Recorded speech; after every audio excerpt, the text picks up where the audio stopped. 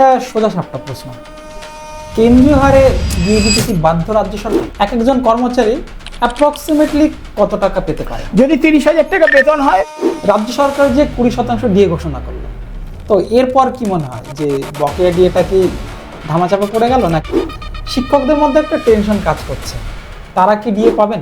অনেকের অ্যাকাউন্টে নাকি বকেয়া ডিএর টাকা ঢুকে, আর শিক্ষকরা নাকি পাননি। তো এই ব্যাপারে আপনি কি বলবেন? সবে তো 20% ডিএ ঘোষণা হলো, তো এই মুহূর্তে কি বকেয়া ডিএ দেওয়ার মতো অবস্থায় রাজ্য সরকার আছে? আপনার কি মনে হয়? মান্যবর তুষার মেহতা বলেছেন আমরা কিন্তু সবই দিয়ে দেবো। 2016 সাল থেকে 2026, 10 বছর কম তারিখ পে তারিখ হয়ে এসছে, তো এতটা ধৈর্য কি করে রাখলেন আপনি?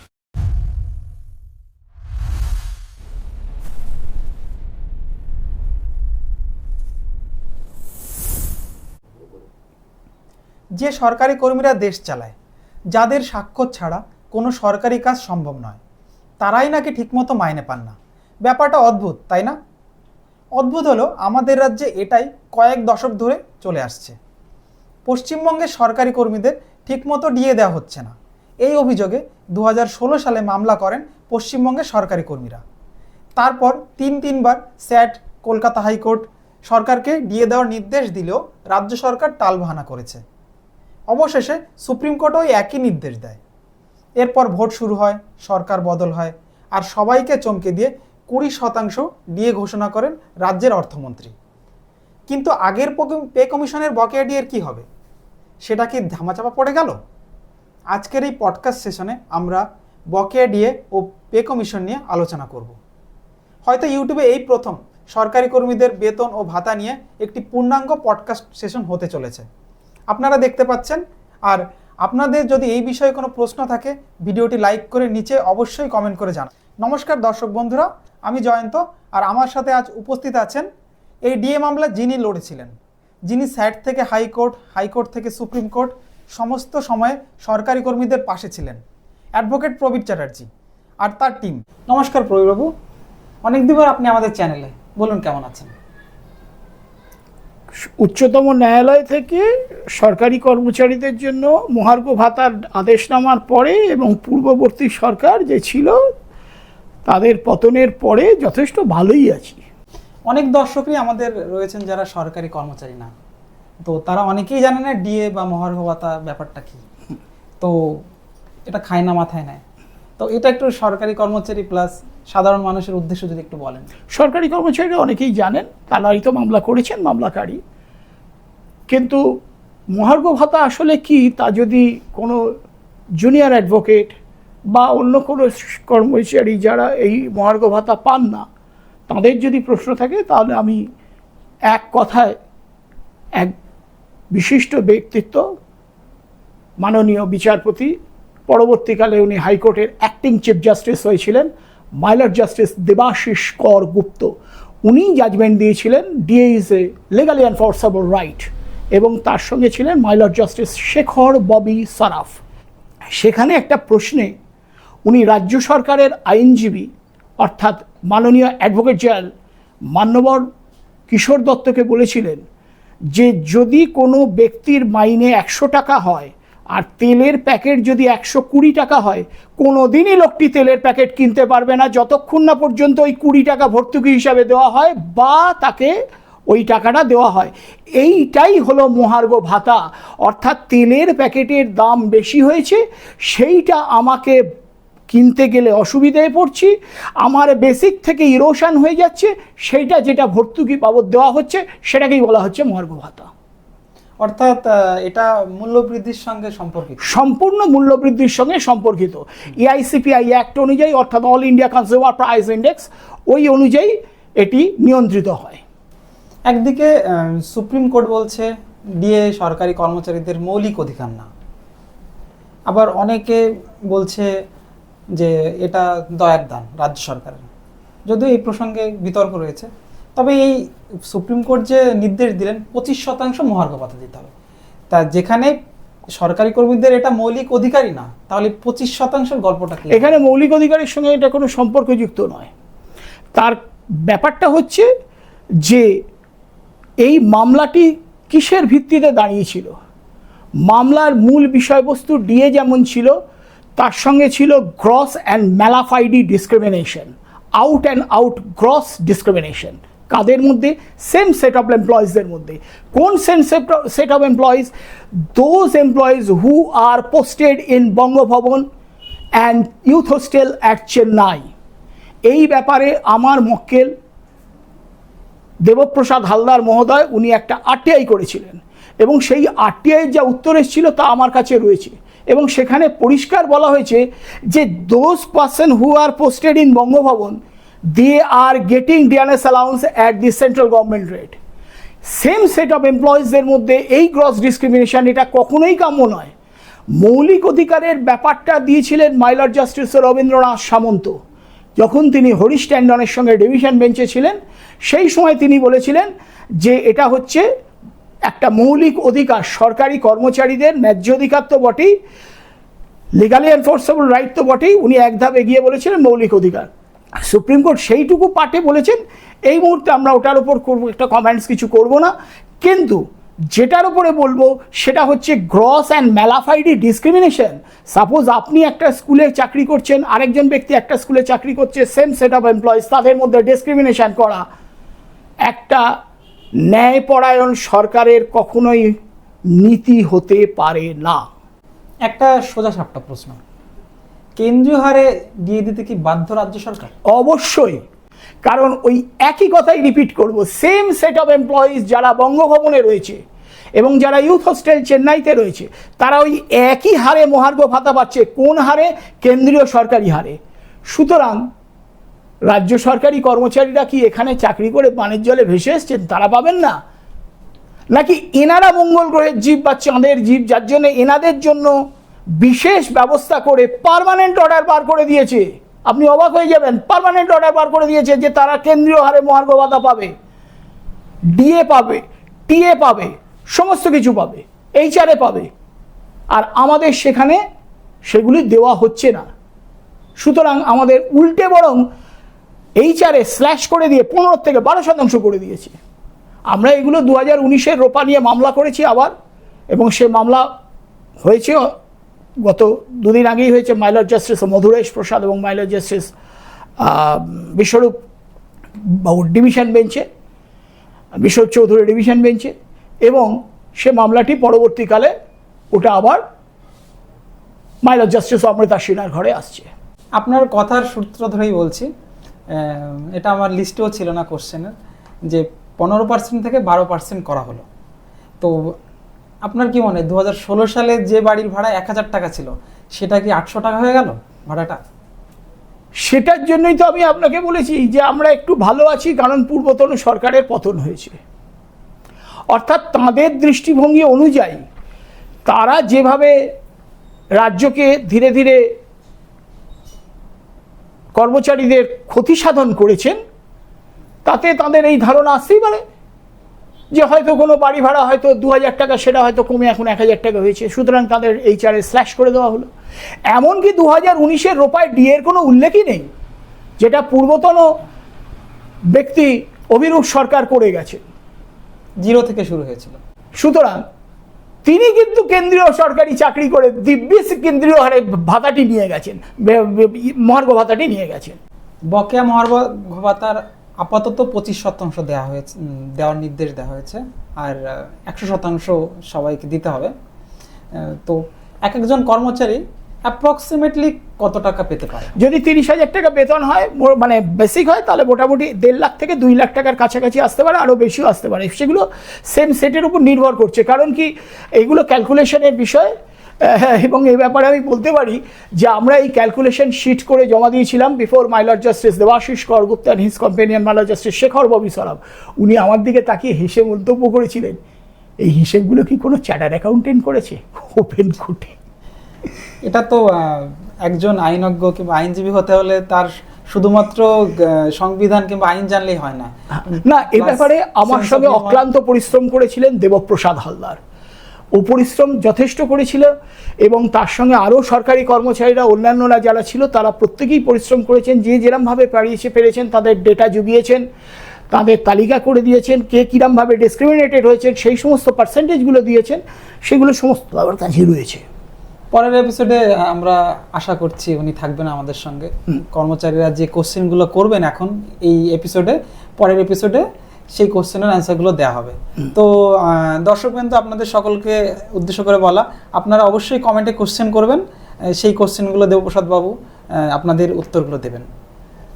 আমার পরের প্রশ্ন, দেখুন 30,000 টাকা স্কেল হলে, 30,000 টাকা বেসিক হলে আপনি বলছেন যে 1.5 থেকে 2 লাখ কিংবা 2 থেকে 2.5 লাখ করতে পারে। হ্যাঁ, সেটাই সঠিক।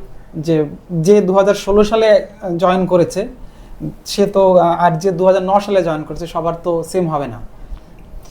তো আমার পরের প্রশ্ন হচ্ছে, রাজ্য সরকার যে 20% ডিএ ঘোষণা করলো, তো এরপর কি মনে হয় যে বকেয়া ডিএটা কি ধামাচাপা পড়ে গেল না? কখনোই না।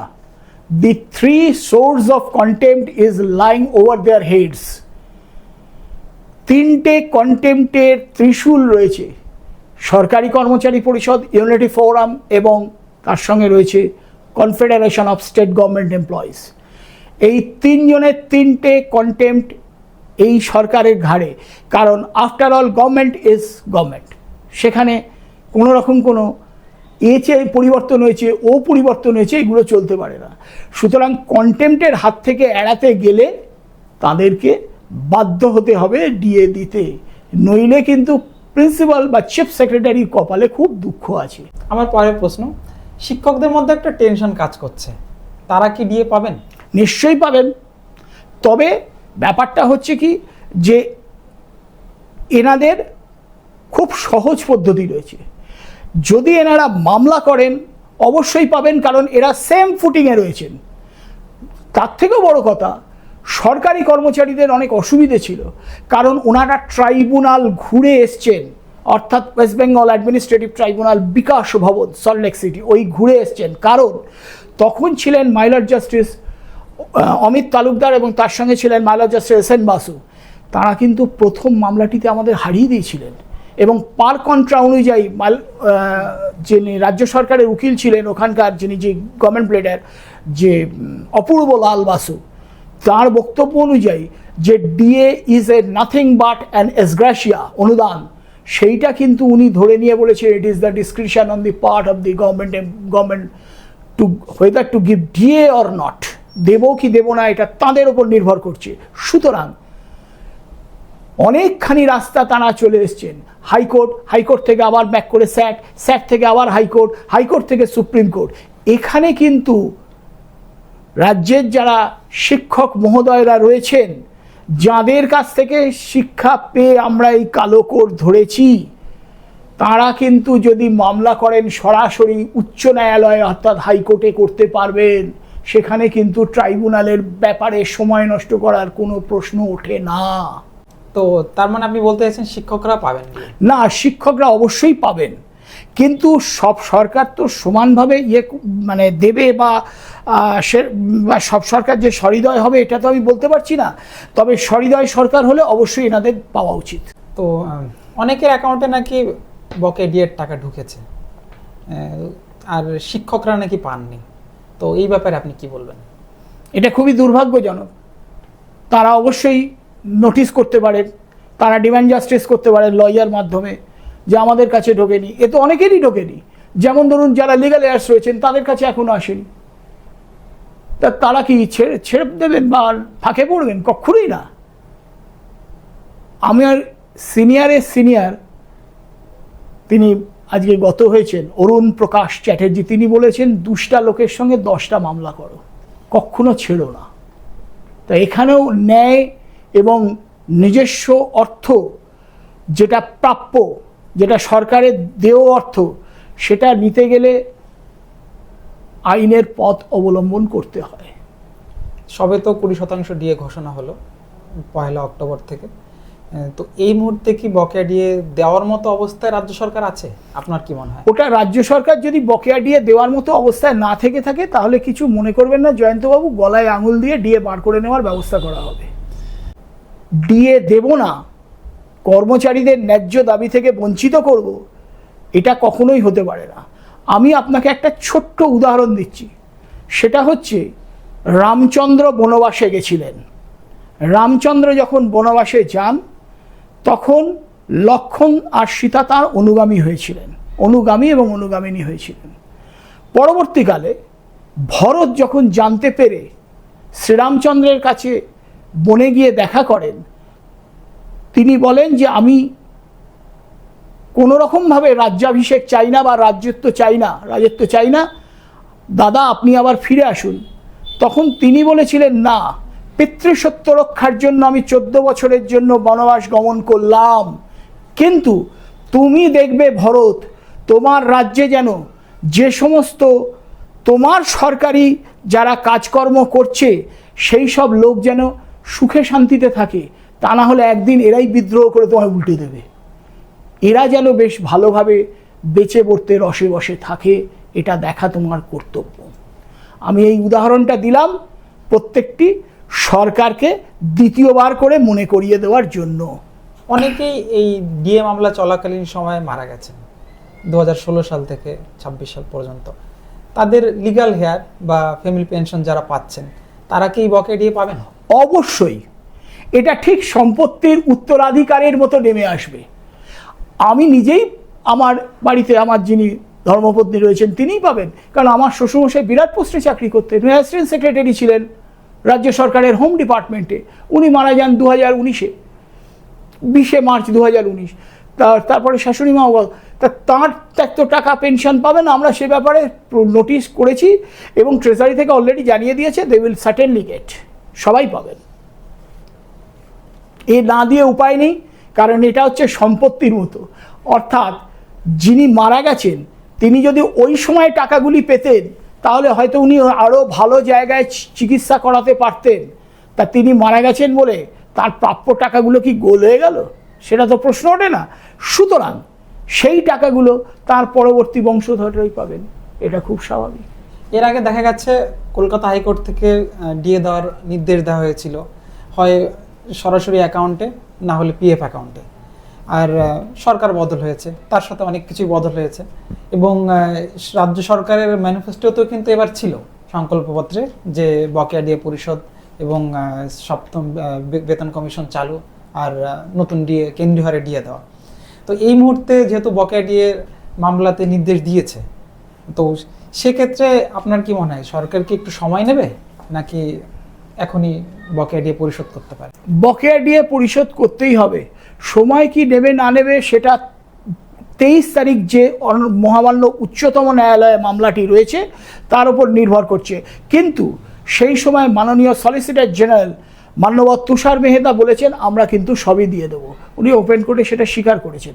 সুতরাং এখানে আমরা খুব একটা বেশি চিন্তিত কিছু নেই, এডিএ পাওয়া যাবে, হয়তো প্রথম কিস্তি পাওয়া যাবে, তারপরে আর একটা কিস্তি 3 মাস 6 মাসের 3 মাস 4 মাসের মধ্যে পাওয়া যাবে, কিন্তু দিতে বাধ্য। এবং অলরেডি অনেকেই পাচ্ছেন, তাদের অলরেডি অ্যাকাউন্টে ঢুকেও গেছে, কিন্তু অনেকের ক্ষেত্রে কম ঢুকেছে। অর্থাৎ ধরুন আমি আমার মক্কেলের কথাই বলি, দেবপ্রসাদ হালদার, উনি 3,84,000 টাকা পাওয়ার কথা, সেখানে ঢুকেছে মাত্র 1,12,000 টাকা, 2,72,000 টাকা এখনো পর্যন্ত পাননি। তার জন্য উনি বলেছেন আমি মামলা করব। সুতরাং কত মামলা সরকার সামলাবে, দিতে বাধ্য হবে। বাজেট বক্তৃতায় এবার মুখ্যমন্ত্রীও বলেছেন যে একটু সময় দিন, আরেকটা বাজেট পর্যন্ত অপেক্ষা করুন। তার মানে কি এটাই ইঙ্গিত এসছে যে আগামী বছর মার্চ মাসের পর বকেয়া ডিএ পাওয়া যাবে না? কারণ আমাদের 3টে কন্টেম্প রয়েছে, এই 3টে কন্টেম্প এবং ইন্দু মালহোত্রা কমিটি যেটা তৈরি করে দেওয়া হয়েছে সেই কমিটিও পুরোপুরি নজরদারিতে রেখেছে। সুতরাং এতদিন সময় নষ্ট করতে দেওয়া যাবে না। মাননীয় মুখ্যমন্ত্রী নিজেই বলেছেন ডিএ মামলার সঙ্গে তিনিও আপনাদের সঙ্গেই ছিলেন। তো সেক্ষেত্রে কি মনে হয় সরকার বদল হওয়ার পর কি মামলাকারী সংগঠন কিংবা সরকারি কর্মচারী একটু ভালো অবস্থায় আছে? যদি ওনার নিশ্চয়ই মানবিক মুখ থেকে থাকে তাহলে নিশ্চয়ই সেক্ষেত্রে সরকারি কর্মচারীদের পক্ষে সুরাহা হবে, এটুকু আমি নিশ্চয়ই মনে করি। সরকারি কর্মচারীদের জন্য এটা ভালো খবর। আমি সবসময় বলি যতক্ষণ না পুরোদস্তুর না চাচ্ছি ততক্ষণ বিশ্বাস করি না, তবুও একটা আশা রাখতে পারেন সরকারি কর্মচারীরা। কিন্তু এক্ষেত্রে একটা ব্যাপার বলতে পারি যে দিন কি না দিন তাদের ওপর 3টে কন্টেম্পটের খাঁড়া ঝুলছে, এটা কিন্তু বারবার আমি মনে করিয়ে দিচ্ছি। সুতরাং দিতে তারা বাধ্য, পালানোর কোনো জায়গা নেই। সুতরাং আপনাদের লক্ষ্য নির্দিষ্ট, লক্ষ্য বকেয়া সম্পূর্ণ নির্দিষ্ট। প্রতিটা কর্মচারীকে মহার্ঘ ভাতার ব্যাপারে ন্যায় বিচার পাইয়ে দেওয়ার দায়িত্ব আমাদের। 2016 সাল থেকে 2026, 10 বছর কম, তারিখ পে তারিখ হয়ে এসছে। তো এতটা ধৈর্য কি করে রাখলেন আপনারা? ধৈর্য উকিলরা রাখতেই পারে, কিন্তু মক্কেলদের যথেষ্ট ধৈর্য আছে। অ্যাকচুয়ালি খুব একটা বেশি সময় কিন্তু নষ্ট হয়নি। আমি আপনাকে বলতে পারি সময়টা বেশি নষ্ট হয়েছে মাইলর জাস্টিস ঋষিকেশ রায় ডিভিশন বেঞ্চে। ওই সময় কিছুতেই উনি তারিখ দিচ্ছিলেন না। অর্থাৎ সেই সময় আমি যখন মেনশন করেছিলাম তখন উনি বলেছিলেন date and month you choose, year we shall choose. এই জিনিসটা কিন্তু খুব একটা ভালো কিছু বার্তা যায়নি কর্মচারীদের পক্ষে। ওখানে প্রায় 2.5 বছর সময়টি নষ্ট হয়েছে, এইটুকু আমি বলতে পারি। যদিও মহামান্য বিচারপতি তার যেটা মনে হয়েছে সেটাই করেছেন, সে ব্যাপারে কোনো আমি বলবো না, কিন্তু যদি আরেকটু উনি দ্রুত বেগে বিচার সমাধা করে দিতে পারতেন তাহলে হয়তো সরকারি কর্মচারীরা আরও আগে তাদের রিলিফ পেয়ে যেতে পারত। প্রথমে বিকাশ রঞ্জন ভট্টাচার্য মহাশয় ছিলেন, তো তার সঙ্গে এই মামলাটা আপনি লড়েছেন। এটা আপনি তো ওনার নিজস্ব জুনিয়র, তো আপনার এই বিষয়ে এক্সপিরিয়েন্স কেমন? বিকাশবাবু সম্বন্ধে হ্যাঁ, একজন অসাধারণ ব্যক্তিত্ব। He is incomparable lawyer. ওনার ধারে ধারে কাছাকাছি আসার মতো কেউ আসে না এখন পর্যন্ত, কারণ উনি তো খুব বড় চেম্বার থেকে বেরিয়েছিলেন। উনি যে চেম্বার থেকে বেরিয়েছিলেন তার উদাহরণ আমি দিয়েছি, অরুণ প্রকাশ চ্যাটার্জি। সুতরাং তার মামলা, তার কোর্টের সওয়াল, তার বক্তব্য, ওটা একটা হাইকোর্টে মিথ হয়ে রয়েছে। সুতরাং তারই তো ছাত্র বিকাশবাবু, সুতরাং আবার তার ছাত্র হচ্ছি আমি। সুতরাং আস্তে আস্তে ন্যাচারালি আমাদের মধ্যেও সাবমিশনের ধার এবং ভারটা অনেক বেশি আসছে। এই মামলার সঙ্গে তো যুক্ত রয়েছেন জনাব ফিরদৌস সামিমও। আমার শেষ প্রশ্ন, 100% ডিএ কি বকেয়া ডিএ কি পাবে সরকারি? পুরো দস্তুর নিউট্রালাইজেশন হয়ে যাবে, পুরো দস্তুর নিউট্রালাইজেশন হয়ে যাবে, নইলে তো আমাদের আইনি রাস্তা খোলাই রয়েছে। অর্থাৎ যতক্ষণ না আদায় করছেন ততক্ষণ অবধি মানে আপনার লড়াই চালিয়ে যাবেন? আইনি লড়াই চলবে। অনেক ধন্যবাদ প্রৌরব, আর আপনার সান্নিধ্য এবং আপনার যে কথাগুলো আমাদের জানালেন সাধারণ দর্শক এবং সরকারি কর্মচারীদেরও অনেক কিছু জানতে সাহায্য করলো। আর যদি কোনো সরকারি কর্মচারী, যেহেতু আপনি এসএসসি মামলা থেকে শুরু করে ডিএ মামলা এবং সরকারি কর্মচারীদের প্রচুর মামলা আপনি লড়েছেন, তাদের অধিকার আদায় করে দিয়েছেন, তো এই মুহূর্তে যদি সরকারি কর্মচারীরা আপনার সঙ্গে মানে মামলার সংক্রান্ত কিংবা তাদের বেতন ভাতা নিয়ে যদি কোনো রকম কোনো অভিযোগ থাকে, আপনার যদি সান্নিধ্য পেতে চান কিংবা আপনার পরামর্শ নিতে চান, তাহলে তারা কিভাবে যোগাযোগ করবেন? আমার সঙ্গে যোগাযোগ করার জন্য আমার ফোন নাম্বার রয়েছে, সেগুলো দরকার হয় আপনার চ্যানেলে আমি বলে দেবো বা দিয়ে দেবো। আর তাছাড়া বার অ্যাসোসিয়েশন রুম নাম্বার 15 বা নরেন্দ্রপুরেও আমার বাড়ি রয়েছে, সেখানেও আমি কথাবার্তা বলতে পারি। আর শুধু সরকারি কর্মচারী বা অন্যান্য না, যে সমস্ত ব্যক্তিরাই তাদের ন্যায্য বিচার থেকে বঞ্চিত হবেন তাদের সকলের জন্য আমার দরজা চিরকাল খোলা থাকবে। যে কোনো মামলায় আমরা সবসময় সামনেরটাই দেখি, বিচারপতি কিংবা লার্নেড অ্যাডভোকেট এনাদের দেখি, কিন্তু প্রত্যেকটা মামলায় দেখা যায় যে 203 থেকে 300 পেজ কিংবা কখনো কখনো 1000 পেজের উপরে থাকে, এবং এগুলো স্টাডি করা প্লাস সমস্ত প্রমাণ নথি জোগাড় করার জন্য তো অনেক ব্যাকগ্রাউন্ডে অনেক কাজ করেন। যারা আপনাদের জুনিয়র থাকেন তারা অনেক সময় স্ক্রিনের সামনে আসতে পারেন না, তো এরকম তো আপনারও রয়েছে, যেমন আমাদের সঙ্গে উপস্থিত রয়েছেন। একটু পরিচয় করে দিন সকলকে। হ্যাঁ, সঞ্জিদা, ঋতুপর্ণা হালদার আর শুভ্রা কোলে। এবং আমি বলি শুধু 100-150 পাতার জাজমেন্ট নয়, যেমন ডিএ মামলার রায় হয়েছিল 124 পাতার, তেমনি অযোধ্যা মামলার রায় হয়েছিল 500 পাতার উপরে।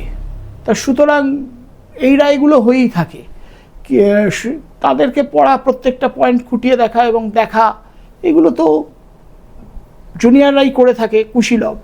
তার সঙ্গে মক্কেলদেরও কিন্তু খাটতে হয়, যেমন আমার সঙ্গে সবসময় লেগে থাকতেন পিছনে দেবপ্রসাদ হালদার, উনি সবসময়, আর বিশেষ করে একটা সুবিধা হয়েছে, ওনার বাড়ি আমার বাড়ি খুব কাছে, মানে within a stone throwing distance.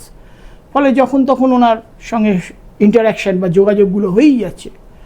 এর ফলে আমার এই মামলাতে অনেক সুবিধেও হয়েছে, এইটুকু আমি বলতে পারি। ঠিক আছে, অনেক ধন্যবাদ। আপনাকেও ধন্যবাদ। আপনার চ্যানেলের আরও শ্রীবৃদ্ধি হোক, এটা আমি কামনা করি।